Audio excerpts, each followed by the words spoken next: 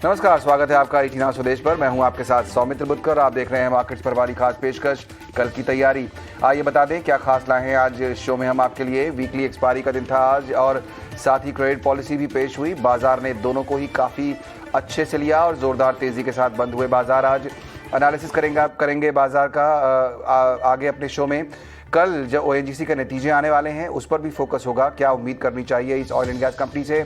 इसके अलावा कल जो हफ्ते का आखिरी ट्रेडिंग सेशन है उसमें कौन कौन से स्टॉक्स पर फोकस करना चाहिए आपको, इस पर हम करेंगे चर्चा।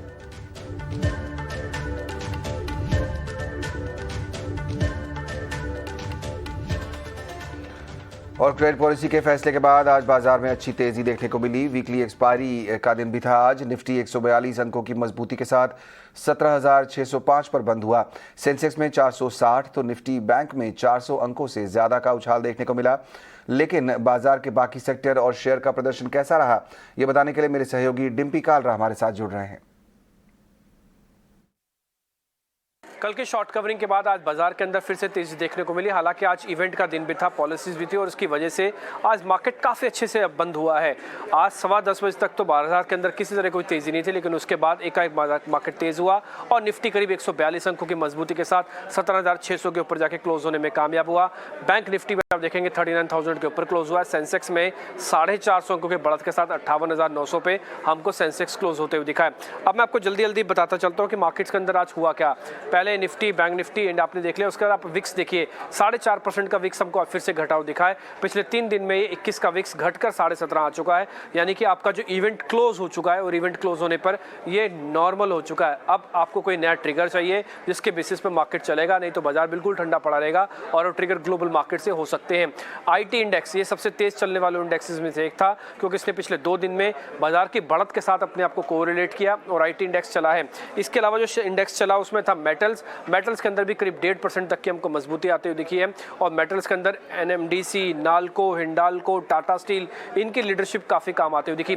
रियल एस्टेट सेक्टर को लेकर आज काफ़ी सेंसिटिव व्यू था कि क्या ये आज चलेगा नहीं चलेगा, इंटरेस्ट रेट को लेकर क्या बोला जाता है, इन्फ्लेशन को लेकर क्या बोला जाता है, लेकिन ये भी काम आया और इस सेक्टर ने भी करीब 0.5% से ज़्यादा की मजबूती दिखाई है। तो सारे शेयर्स आपको चलते हुए दिखे।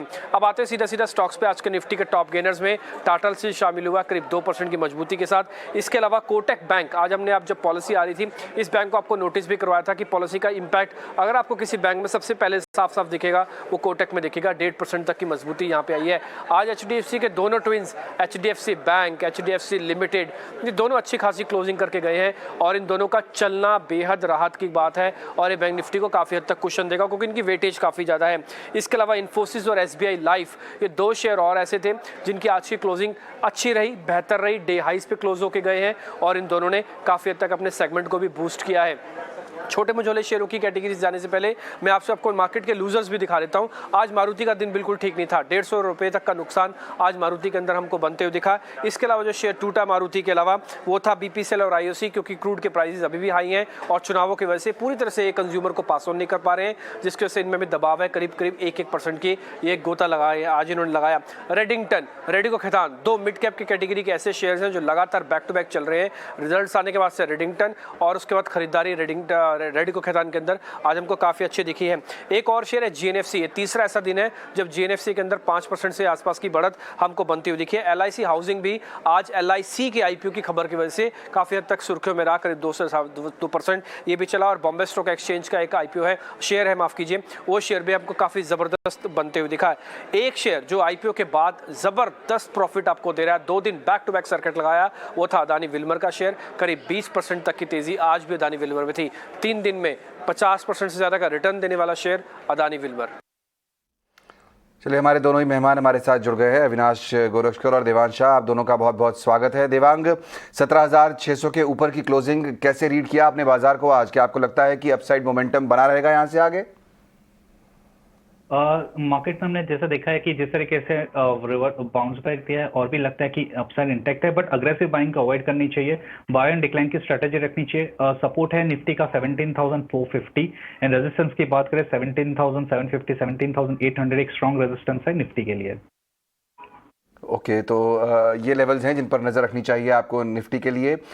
हालांकि आज हमने देखा कि अच्छी तेज़ी देखने को मिली थी। स्टॉक स्पेसिफिक चर्चा शुरुआत करते हैं यहाँ पर, और अविनाश मैं आपको चर्चा बनाना चाहूँगा। कई स्टॉक्स यहाँ पर हमारे सहयोगी डिम्पी ने बताया, लेकिन इससे पहले कि मैं बात करूँ आपसे स्टॉक की, आइए सुनते हैं। हमने बात की आज नायका की CEO फाल्गुनी नायर से, और उन्होंने कल जब नतीजे पेश हुए उसके बाद आज बात की, और उन्होंने बताया कि मार्केट को उनके जो नंबर्स हैं उसे ठीक से समझना चाहिए। हमने देखा कि उनका मुनाफा कम हुआ था। आज नायका को हमने देखा करीब 7-7.5% नीचे जाकर भी बंद हुआ है, और यहाँ पर उनका कहना है कि कंपनी भविष्य में निवेश कर रही है, टेक्नोलॉजी में पैसे और लगा रही है, और यही उनके P&L में भी दिखाई देता है। आइए सुनते हैं उन्होंने क्या कहा।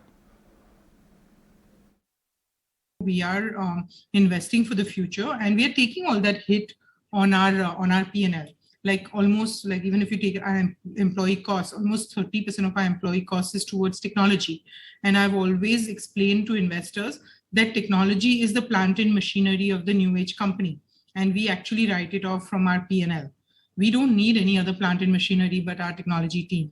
So I think some of these nuances need to be understood by the market, that we are investing for customer acquisition for the future. The market size is large and there is a lot of possibility. And we are also investing for the future in terms of whether the stores, the warehouses, or even technology teams, and new businesses like the Superstore business that we have launched. So I think Nykaa's results, when looked at in the perspective of all that investment, look very good. And the only thing I keep guiding the investor is that Nykaa will balance between long-term growth and profitability, and not choose one versus the other. We are not going to keep spending on marketing, assuming sky's the limit and we'll acquire all the customers today. So in my mind, I call it all as optimization and trying to balance between growth and profitability.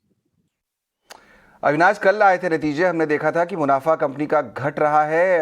आज बाजार ने punish भी किया, करीब 7-7.5% नीचे जाकर नायका का stock बंद हुआ। लेकिन मैनेजमेंट का कहना यहाँ पर है कि जिस तरह का इन्वेस्टमेंट वो कर रहे हैं वो लॉन्ग टर्म के लिए है, और निवेशकों को उनके नतीजों को उस नज़र से देखना चाहिए। आप कन्विंस हैं उनके इस बयान से?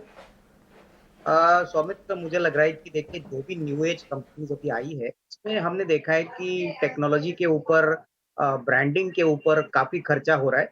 और हालांकि ये टेक्नोलॉजी डेफिनेटली इस कंपनी के लिए, फ्यूचर के लिए बहुत इंपॉर्टेंट है, लेकिन नतीजे जो आए हैं वो काफी डिसअपॉइंटिंग है। करीबन 60% रेवेन्यू आने के बाद जो कामकाजी मुनाफा है वो गिरा है, प्रॉफिटेबिलिटी नेट लेवल पे गिरी है, और सबसे बड़ी बात, मार्केट वैल्यूएशंस को लेके काफी चिंता में है। मैं समझता हूँ कि देखिए, न्यू एज कंपनीज में जो वैल्यूएशन चल रहे हैं, मुझे लग रहा है कि इसमें डेफिनेटली आगे चल के थोड़ी और कटाई आ सकती है अगर ऐसे क्वार्टरली नंबर्स मार्केट्स को प्रेजेंट होते हैं। तो मेरे ख्याल से देखिए, लॉन्ग टर्म तो अच्छा ही है, लेकिन at least in the short term मैं इस शेयर को अभी इमीडिएटली नहीं खरीदूंगा। मैं थोड़ा सा इंतजार करूंगा, क्योंकि मुझे लग रहा है कि कहीं ना कहीं मार्केट उम्मीद करेगा कि ऑपरेटिंग EBITDA बढ़े, प्रॉफिट एंड लॉस का पिक्चर थोड़ा सा अच्छा हो, और विजिबिलिटी अर्निंग्स की हो। इस प्रकार के नंबर्स में मुझे नहीं लग रहा है मार्केट्स में कोई किसी को एक्साइटमेंट होगा कि वो शेयर खरीदे। तो आज जो 6-7% आज शेयर गिरा है, वो शायद आने वाले दिनों में भी थोड़ा सा नरम रहेगा, जब तक कंपनी के परफॉर्मेंसेस थोड़े से बेहतर ना हो। बिल्कुल, तो यहाँ पर क्लैरिटी ज़ाहिर तौर पर बाज़ार को चाहिए होगी, ताकि आगे हम अर्निंग्स ग्रोथ देखें, और जो है जिस तरह से निवेशक निवेश करते हैं उनको आने वाले समय किस तरह कंपनी परफॉर्म करेगी वो भी देखना बहुत ज़रूरी है। आगे भी ये स्टॉक कुछ इसी तरह की नरमी दिखा सकता है। आज हमने देखा करीब 7.5% नीचे नायका का स्टॉक जाकर बंद हुआ है। कुछ नतीजों पर फोकस करते हैं एक बार फिर से। M&M ने अपने तीसरी तिमाही के नतीजे पेश किए, और मुनाफा जो है उसमें हमने गिरावट आते हुए देखी। आय की बात करें तो ये 14,057 करोड़ से बढ़कर 15,240 करोड़ पर हो गई है। और कौन कौन से नतीजों पर, नंबर्स पर फोकस करना चाहिए? मेरी सहयोगी सृष्टि हमारे साथ जुड़ रही हैं। सृष्टि, बताइए। महिंद्रा एंड महिंद्रा की बात करें तो इस बार लगभग अनुमान के मुताबिक ही नंबर कहेंगे, क्योंकि जो कंपनी की आय है वो अनुमान के मुताबिक रही है। थोड़ी सी निराशा जरूर हाथ लगी है कंपनी के EBITDA और मार्जिन नंबर पे, पर आखिरी में इनका अगर मुनाफा देखें तो वो हमारे अनुमान से करीब 150 करोड़ ज़्यादा 1353 करोड़ कंपनी ने बॉटम लाइन में प्रॉफिट घोषित किया है। इसी के साथ जो मैनेजमेंट की कॉमेंट्री है वो भी पॉजिटिव साइड पे ही देखने को मिली है। सबसे पहले अगर इनके ट्रैक्टर सेगमेंट की बात करें तो वहाँ पे, क्योंकि एस्कॉर्ट रिजॉर्ट्स की कमेंट्री में ज़रूर सामने आया था कि उन्होंने मार्केट शेयर लूज़ किया है, बट यहाँ पे उसी के गेनर देखें तो महिंद्रा एंड महिंद्रा साबित हुए हैं। 1.4% YTD बेसिस पे उन्होंने मार्केट शेयर गेन किया है अपने फार्म एंड इक्विपमेंट सेगमेंट में। इसी के साथ अगर इनके ऑटोमोटिव सेगमेंट की बात करें तो वहाँ पे उनका कहना है कि चिप शॉर्टेज की दिक्कतें इस क्वार्टर में ज़रूर देखने को मिली गई थी, पर तीसरी तिमाही बीती तिमाही से ज़्यादा बेहतर होने की वो उम्मीद जता रहे हैं। और साथ ही उनका कहना है कि ऑर्डर बुक काफ़ी स्ट्रॉन्ग है। 155,000 से भी ज़्यादा की इनकी टोटल ओपन बुकिंग्स हैं, जिसमें कि लगभग आधा यानी 70,000 बुकिंग्स जो हैं वो केवल XUV 700 की हैं। तो आगे की जो पाइपलाइन है, बुकिंग पाइपलाइन, उसको भी वो काफ़ी हेल्दी बता रहे हैं। और साथ ही उनका कहना है कि जो कमोडिटी इन्फ्लेशन है उसके चलते मार्जिन्स पे असर ज़रूर देखने को मिला है। तो हमारी नज़र रहेगी मैनेजमेंट कमेंट्री पे कि आगे के लिए मार्जिन का आउटलुक वो क्या देते हैं और साथ ही ओवरऑल कंपनी की जो ग्रोथ आउटलुक है वो कैसे देख रहे हैं। ओके, तो यहाँ पर नतीजों का एनालिसिस सृष्टि देते हुए देवांग, आज अगर देखें हम ऑटो स्पेस में तो एक्सट्रीम में आज ट्रेड हुआ है। टाटा मोटर्स और M&M जैसे काउंटर्स पॉजिटिव नोट पे रहे, लेकिन मारुति की अच्छी खासी पिटाई हुई है। आपकी नज़र पड़ी चार्ट्स के लिहाज से कोई ऐसा ऑटो स्पेस से काउंटर निकल के आया हो जिसमें आने वाले समय में ट्रेड बनता हो? अगर हम मारुति की बात करें तो ओवरऑल चार्ट स्ट्रक्चर जो है मारुति का वो हायर टॉप हायर बॉटम में पॉजिटिव चार्ट है। तो यहाँ बाय एंड डिक्लाइन की स्ट्रेटेजी रखनी चाहिए। डेफिनेटली यहाँ पे 8700 का स्टॉप लॉस मेंटेन रखनी है स्टॉक के अंदर। अगर रेजिस्टेंस की बात करें 9200 के अराउंड एक रेजिस्टेंस है, वहां तक स्टॉक आ सकता है मारुति का। ओके, तो वो मूवमेंट दिखाई देती है मारुति में। अविनाश, M&M के नंबर्स आप देख पाए? यहाँ पर थोड़ा सा दबाव तो दिखाई दे रहा है, लेकिन कैसा आउटलुक बनता है आने वाले समय में? सौमित्र, मुझे लग रहा है कि देखिए Q3 के नंबर्स अनुमान के हिसाब से थे, कमोडिटी प्राइसेस बढ़े थे, स्टील के कीमतें बढ़ी थी, तो ऑब्वियसली EBITDA मार्जिन में हिट आ गया है। बट सबसे बड़ी बात जो कमेंट्री इलेक्ट्रिक व्हीकल्स पे आई है, इसमें क्लियरली कंपनी ने कहा है कि वो इलेक्ट्रिक व्हीकल्स के पोर्टफोलियो पे काम कर रही है। दूसरी बात, उन्होंने वैल्यू अनलॉकिंग की बात की है कि हो सकता है कि आने वाले दिनों में फार्म इक्विपमेंट का जो बिजनेस है उसको अलग किया जाएगा ताकि थोड़ी सी और वैल्यू अनलॉकिंग आएगी। और मोस्ट इंपॉर्टेंटली जिस प्रकार की ऑर्डर बुक है गाड़ियों के लिए वो बहुत ही स्ट्रांग है। इनफैक्ट XUV 700 का ऑर्डर लाइनअप करीबन 70,000 नंबर्स है। उसके बाद जो थार गाड़ी है उसका भी वेटिंग पीरियड करीबन 6 से 7 महीना है। तो मुझे लग रहा है कि धीरे धीरे कंपनी ये मान के बता रही है कि सेमीकंडक्टर का इशू क्लियर खत्म हो जाएगा और उसके बाद जो अगला साल रहेगा दैट इज FY23, यहाँ पे अनुमान है कि कंपनी अच्छा करेगी। 850 853 में मुझे लग रहा है कि मोरलेस सारे जो नेगेटिव फैक्टर्स है वो ऑलरेडी डिस्काउंटेड हो चुके हैं और मार्केट्स डेफिनेटली आगे के प्रोस्पेक्ट्स को लेके इसको डेफिनेटली अच्छा सेंटीमेंट वाइज बूस्टर देगा, ऐसा मुझे लग रहा है। आने वाला समय बेहतर हो सकता है। जाहिर तौर पर वैल्यू अनलॉकिंग की जो बात कंपनी ने की है वो एक बड़ा ट्रिगर हो सकता है। देखते हैं वो कब तक पॉसिबल हो पाता है। एक और अच्छे नतीजों पर फोकस करेंगे, वो है हिंडाल्को के, जो कि शानदार नतीजे रहे। मुनाफे की बात करें तो 340 करोड़ से बढ़कर ये 1388 करोड़ पर पहुंच गया है। आय में भी हमने बढ़ोतरी दर्ज होते हुए देखी है। मेरी सहयोगी अशेषा जुड़ गई हैं पूरा एनालिसिस लेकर हमारे साथ। अशेषा, बताइए। हिंडाल्को का रेवेन्यू फिगर हमारी एक्सपेक्टेशन से अच्छा आया है, लेकिन हमने मार्जिन कंप्रेशन देखा है इस क्वार्टर में। इस क्वार्टर में एल्यूमिनियम प्राइसेस अच्छे थे, लेकिन इनपुट कॉस्ट में भी हमने एक बढ़ोतरी देखी। स्टैंडअलोन रेवेन्यू की बात करें तो स्टैंडअलोन रेवेन्यू 18,000 करोड़ पे आया है, जो 60% का इंक्रीज है ईयर ऑन ईयर बेसिस पर और मार्जिनल 5% का इंक्रीज है क्वार्टर ऑन क्वार्टर बेसिस पर। एबिटा मार्जिन हम 19% के आसपास एक्सपेक्ट कर रहे थे, जो 15.5% पे आया है। Quarter on quarter basis comparison की बात करें तो लास्ट क्वार्टर में कंपनी ने 18% के मार्जिन दिए थे और इस क्वार्टर में 15.5% आया है, जो काफ़ी कंप्रेशन है क्वार्टर ऑन क्वार्टर बेसिस पर इनपुट कॉस्ट के बढ़ने के कारण। एल्यूमिनियम सेल्स 3,25,000 टन पे आए हैं, जो 3% का इंक्रीज है ईयर ऑन ईयर बेसिस पर और 3.8% का डिक्लाइन है सिक्वेंशियल बेसिस पर।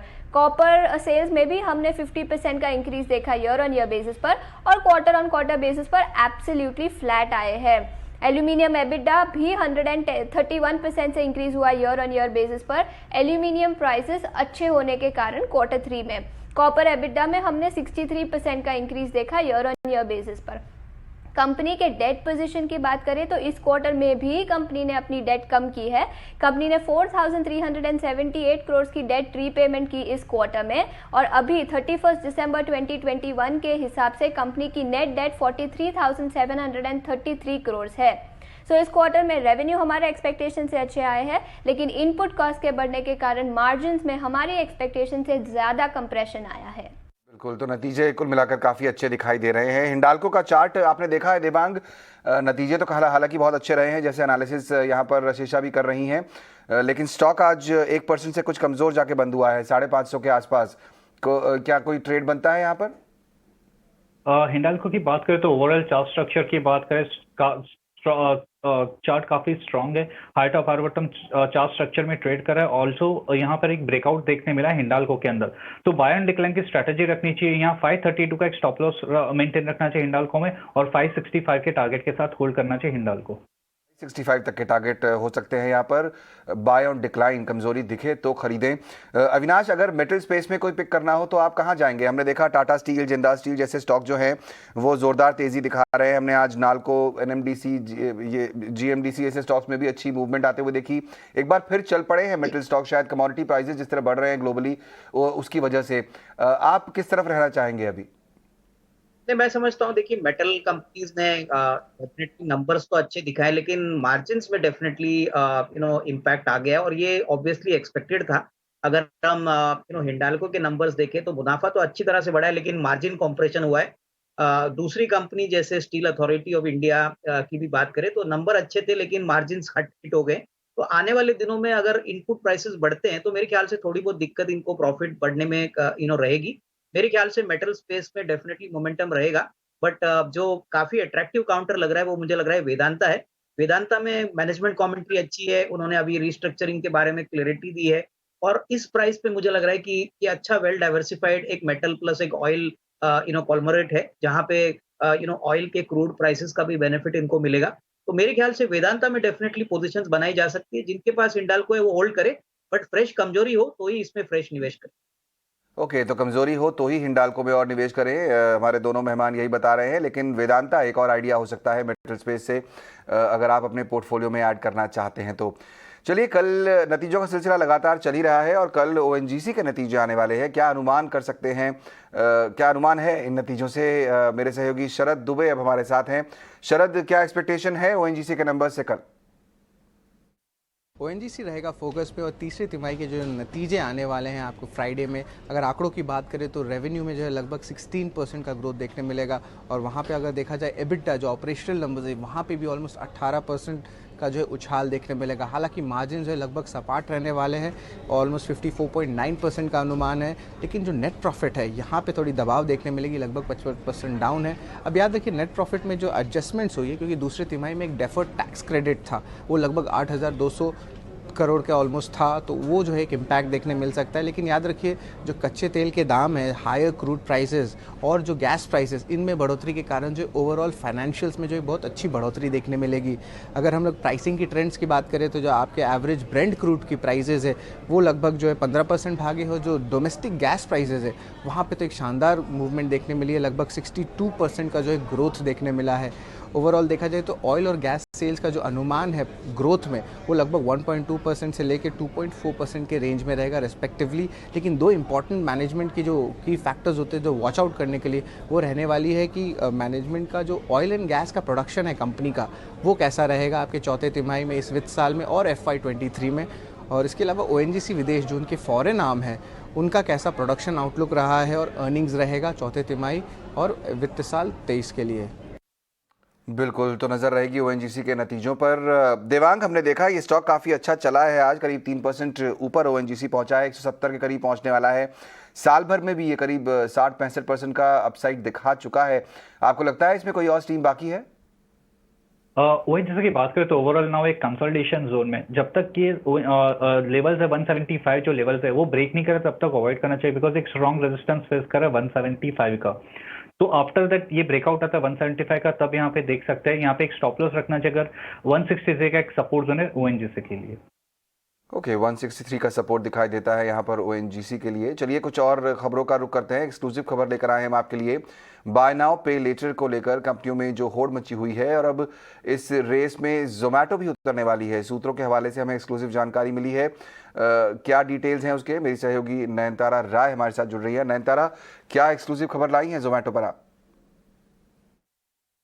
ये एक एक्सक्लूसिव न्यूज खबर है जो हम आपके लिए आज ला रहे हैं। बाय नाउ पे लेटर एक बहुत ही बड़ा ग्लोबल ट्रेंड बन चुका है और हमें सूत्रों से अब ये पता लगा है कि जोमेटो भी बाय नाउ पे लेटर को रोल आउट करने वाले हैं। वो उनके प्लेटफॉर्म में होगा बाय नाउ पे लेटर अपने कंज्यूमर्स के लिए। तो अगर आप जोमेटो को इस्तेमाल करते हैं, अगर आपको बाय नाउ पे लेटर करना है कोई रेस्टोरेंट में खाना खाने के लिए या कुछ टेक आउट करने के लिए, होम डिलीवरी के लिए, ये फीचर रोल आउट हो जाएगी। तो इससे ये भी पता लग रहा है कि जोमेटो के कुछ एम्बिशंस भी है जो फिनटेक में है। ये तो पता लग चुका है कि जोमेटो एक NBFC लाइसेंस के लिए अप्लाई करेंगे, पर ये जो बाय नाउ पे लेटर है शायद उसके लिए वो कॉन्ट्रैक्ट साइन करेंगे NBFCs के लिए। हमको ये भी पता लग रहा है, देखना पड़ेगा कि अगर जोमेटो कोई कंपनी कोई स्टार्टअप को खरीदते हैं या इन्वेस्ट करते हैं जिनके पास बाय नाउ पे लेटर है, अभी तो सूत्र बोल रहे हैं कि ये शायद ऑर्गेनिकली ही किया जाएगा। मैं ख्याल से मुझे ये भी एक चीज़ क्लैरिफाई करनी चाहिए। जब जोमेटो बाय नाउ पे लेटर करेंगे, वो ये नहीं करेंगे कि आप बाय नाउ पे लेटर कर सकते हैं एक 55 इंच टीवी खरीदने के लिए या मालदीव्स में छुट्टी जाने के लिए। ये होगा उनके कोर बिजनेस के आसपास से। तो जैसे मैंने बोला, फूड डिलीवरी, कंज्यूमर, अगर बाहर रेस्टोरेंट में खाना चाहते हैं, वो लोग जिनकी शायद वो लोग पॉकेट मनी ख़त्म हो गई हो, जिनकी सैलरी ख़त्म हो गई हो, जोमेटो की थिंकिंग है वो क्यों थर्ड पार्टी ऐप में जाए जोमेटो के ऐप में शॉपिंग करने के लिए। यही वो आइडिया है। हमने जोमेटो को कांटेक्ट किया था, उनको क्वेरी भी भेजी है, उन्होंने डिक्लाइन कर दिया कमेंट करने से। अविनाश, आपको लगता है कि इस तरह की जो हम अभी भी बात कर रहे थे कुछ समय पहले, नायका की जो नई लिस्टिंग्स हैं अब इन पर फोकस काफ़ी हद तक है। टेक्नोलॉजी हैवी कंपनीज तो ये है ही, पर ये जो नए तरह के बिजनेस में ये कंपनियां अब उतर रही हैं, बाय नाउ पे लेटर जैसे बिजनेस में अगर जोमेटो उतरती है, किसी तरह का कोई किक मिलेगा आपको लगता है स्टॉक प्राइस में? देखिए, मुझे लग रहा है कि बाय नाउ पे लेटर एक बहुत बड़ा सेगमेंट ग्लोबली है। इंडिया में भी अभी बहुत पॉपुलर हो रहा है। इनफैक्ट यहाँ पे काफी लंबी लिस्ट है कॉम्पिटिटर्स की। लेकिन हो सकता है कि बाय नाउ पे लेटर के सेगमेंट से जोमेटो अपने कस्टमर रीच बढ़ाना चाहते हो। लेकिन मुझे लग रहा है कि यहाँ पे भी सौमित्र सबसे बड़ी बात कैश फ्लो की है, कामकाजी मुनाफे की है। जो अभी तीसरे तिमाही के नंबर्स आ गए हैं, वहां पे कोई बड़ा पॉजिटिव सरप्राइज नहीं है। हालांकि इस बार जो घाटा है वो 63 करोड़ है, बट वो एक वन टाइम एडजस्टमेंट के कारण है। बट ऑपरेशनली अभी भी नंबर्स काफी चैलेंजिंग है, तो मैं इसको अवॉइड करूंगा। बट यस, बाय नाउ पे लेटर में डेफिनेटली बिजनेस बढ़ेगा। हमको देखना पड़ेगा कि कितने लोग इसको ऑप्ट करते हैं और इसका बेनिफिट कंपनी को कैसे ये परफॉर्मेंस कर पाता है, किस तरह से बिजनेस चलता है, वो देखना बहुत जरूरी है। फिलहाल के लिए जोमेटो एक अवॉइड होगा। चलिए, वक्त है ये जानने का कि हमारे मेहमान कौन से आइडियाज आज लेकर आए हैं आपके लिए। वक्त है VIP शेयर्स का।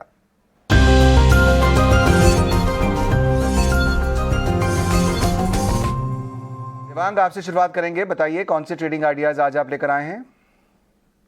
यहाँ पे फर्स्ट स्टॉक रहेगा फार्मा सेक्टर से सन फार्मा। ओवरऑल सन फार्मा का चार्ट देखिए, ओवरऑल स्ट्रॉन्ग चार्ट है, height of bottom chart structure में ट्रेड का है। ऑल्सो डेली चार्ट पे एक फ्लैग पैटर्न बना है। तो यहाँ पे सन फार्मा के बाय करने की सलाह रहेगी। यहाँ स्टॉप लॉस रखना चाहिए 871 का, टारगेट है 920। नेक्स्ट स्टॉक है फेडरल बैंक।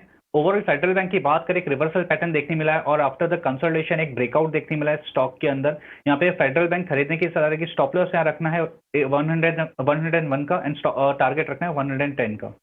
तो सन फार्मा यहाँ पर बाय कॉल और फेडरल बैंक ये एक बाय कॉल है देवांग की तरफ से, इस पर आप फोकस कर सकते हैं। अविनाश, 30 सेकंड्स में आपकी बारी। कौन से स्टॉक्स आप रिकमेंड करेंगे आज?